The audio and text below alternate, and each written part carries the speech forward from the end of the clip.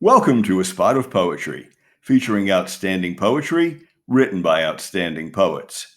I'm your host, Joe Pizzo. Let's begin with some background in our featured poet. This poet from the Romantic era was born in a village just outside of West Sussex, England, in 1792. He was the oldest of 7 children. His dad was a wealthy country landowner, and the future poet felt abused by his dad. Known to be a contrarian, he was bullied at college in Eton. He spent but 1 year at Oxford. He and a friend were expelled for publishing a pamphlet supporting atheism.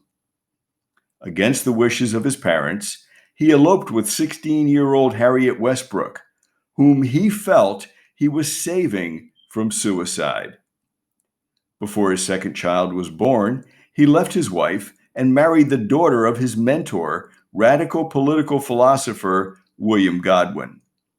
The poet and his wife Mary so upset Godwin that Godwin refused to speak with Mary for the next 3 years.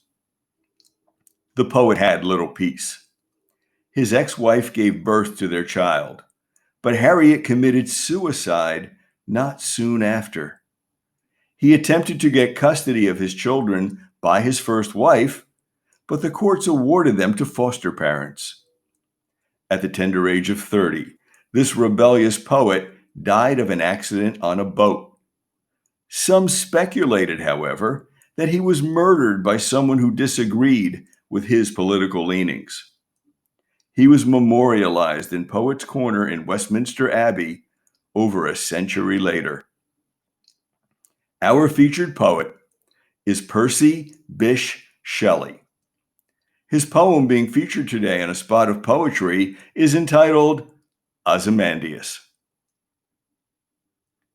I met a traveler from an antique land who said, "Two vast and trunkless legs of stone stand in the desert.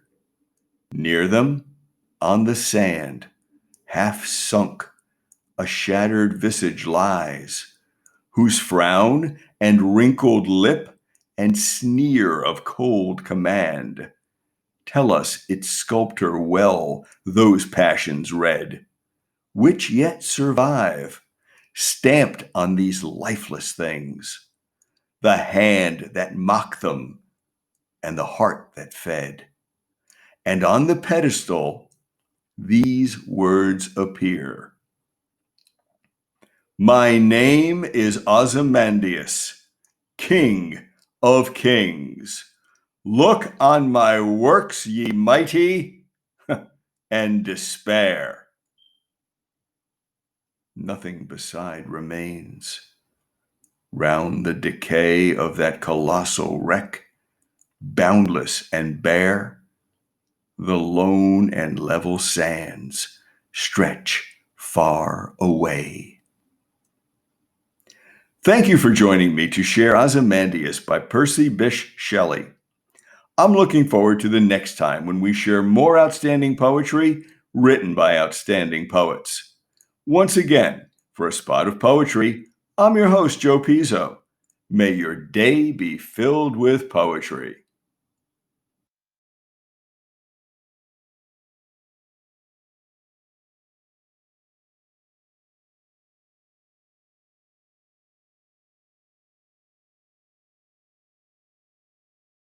He was